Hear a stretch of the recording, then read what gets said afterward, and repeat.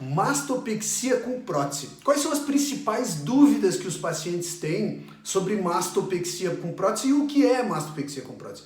Mastopexia, normalmente, mastopexia é o levantamento da mama, mas normalmente a gente usa isso para falar sobre a paciente que vai levantar a mama e colocar uma prótese, para dar mais projeção para a mama e para montar melhor a mama.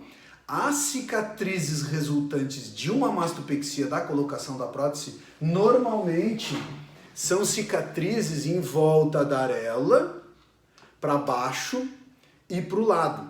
Ou seja, a gente normalmente precisa fazer uma âncora, ou um T invertido, né? Mais uma cicatriz em volta da areola. E isso é a cicatriz tradicional. Existem casos excepcionais que a gente pode só fazer uma cicatriz em volta da areola e para o lado e para baixo, sem essa cicatriz na base, e outros casos em que a gente pode só fazer uma cicatriz em volta da areola. São casos excepcionais em pacientes que têm menos pele, com mamas também menores.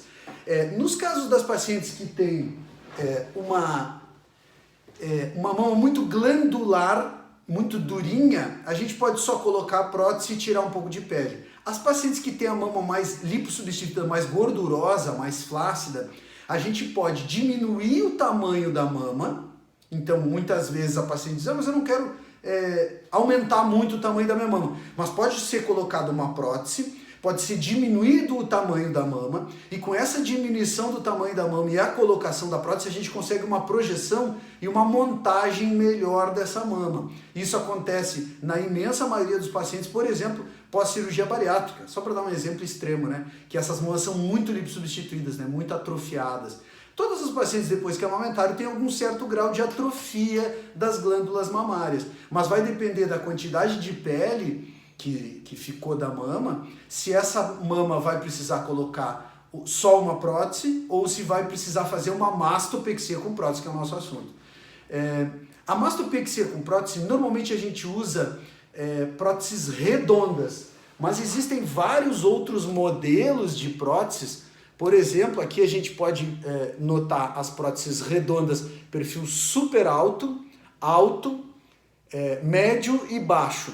Próteses cônicas, próteses anatômicas, anatômica com polo superior distendido.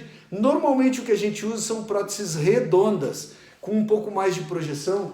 Essa projeção acaba ajudando a gente a montar mais a mama.